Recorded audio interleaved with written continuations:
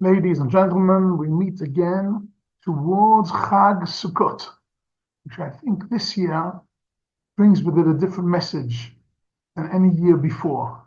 We're still at war a year later. Here in Israel, we're at war, and it has so many implications in so many ways that I'd like to share with you the following idea. The days of judgment, which include Rosh Hashanah, and then Yom Kippur, don't really end in Yom Kippur. They end with Hoshana Rabbah, which means Rosh Hashanah is the day of judgment, and Yom Kippur is the day of the verdict, and Hoshana Rabbah, which is the last day of Sukkot, is the day of the final verdict. And this year, during Sukkot, like every year, we invite Ushpizin, we invite 7 of our greatest leaders to join us. Each day a different leader joins us in the Sukkah.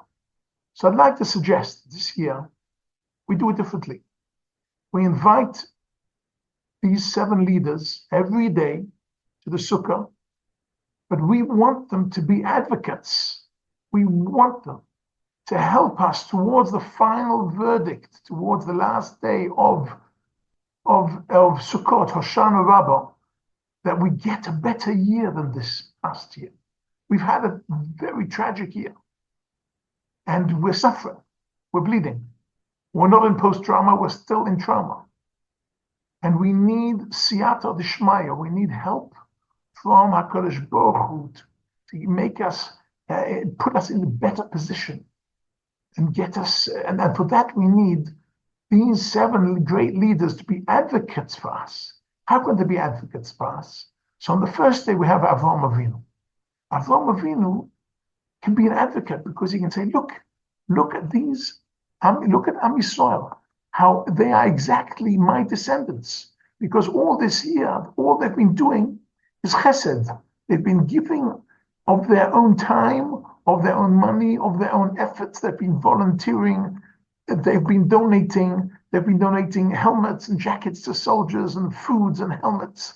And they've been helping old people and young people, and they've been been drivers, and they've been medical people, and they've been social workers and psychologists, and everybody's trying to help everybody. Look at them, They are my descendants. They are people of chesed.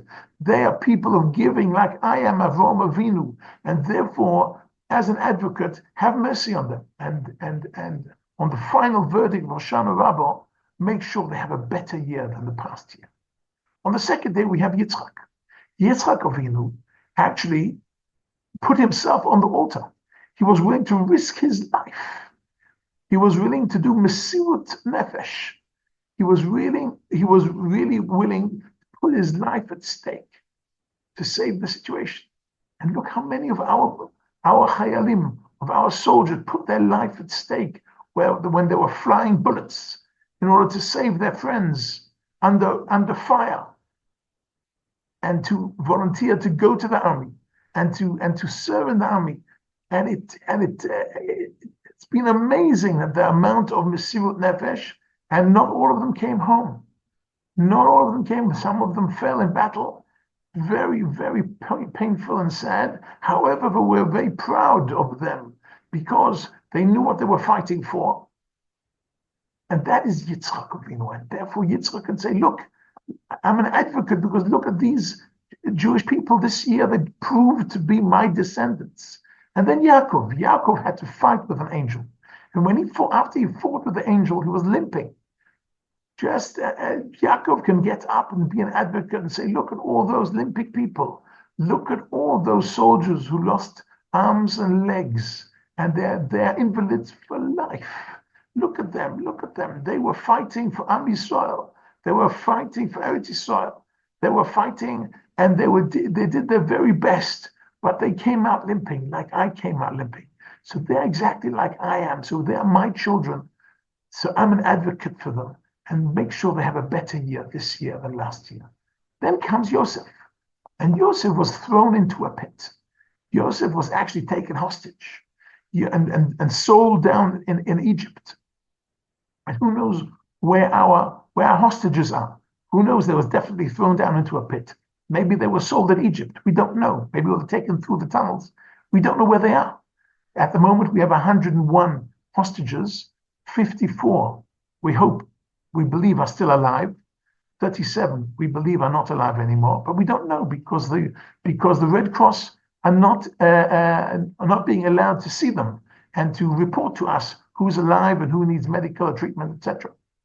Even the Nazis let the Red Cross in to report to the near and dear. But they're like Yosef. So Yosef gets up and says, "Look, they're my descendants. They're going through exactly what I went through, if not worse, in these tunnels, in these pits, without food and without any connection to the outside world. Terrible, terrible, terrible." And then comes along Moshe Rabbeinu. And Moshe Rabbeinu says, look, they are my descendants. How much Gemara has been learnt this year? How many mitzvahs? How much hafrashas challah bakes have been done? How much tehillim has been said? Look, they've been davening, they've been learning. They are my descendants. Every time there was a trouble in the Torah, I prayed and I davened and I did whatever, and they're keeping my mitzvahs.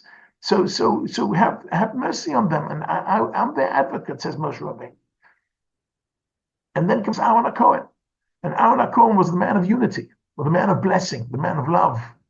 And Aaron HaKohen can say, look at that. He can be an advocate. Look at the unity. They're fighting shoulder by shoulder, whether they're left wing or right wing or religious or non-religious. We're all fighting together. We're all together in this. There have never been such unity as there is today in the Israel Defense Force. Amazing, amazing. And then finally comes David HaMelech, who spent most of his life fighting for Jewish sovereignty, fighting for an Israeli independent kingdom, fighting Melchemes Mitzvah, which is Melchemes Hashem. And he can be an advocate and say, look, they are fighting, they're my children, they are fighting what I fought for all my life. Have mercy on them and bring them to Hoshana Rabbah with a verdict, a final verdict, the Tova v'Livracha, a positive and successful year on all levels. And I must add, after mentioning all these seven, I must add Sarah, Rivka, Rachel, and Leah, four mothers who are also part of this, who should also be advocates, because we have to think of all the women who fell in battle, and we have to think of all the women who are hostages, and we have to think of all the women, of all the soldiers who have been at home for months and months, alone bringing up the children, alone holding the business together, holding the family together, being very brave at day, and at night, crying in bed because of the anxiety of the husband who's on the front line. And we've got hundreds of thousands of such women. And what about all the new widows? All the new widows. Terrible. So Rivka, Rachel, and Leah should come. Say, we want to be advocates for all the suffering of all these women. And in the name of Avraham, Yitzchak, Yaakov, Yosef, Moshe, Aaron, David, Sarah, Rivka, Rachel, and Leah, hopefully the final verdict on the Shana Rabbah will be a year of peace, a year of tranquility, a year of health, and a year of victory. Amen. Ken Yehiva.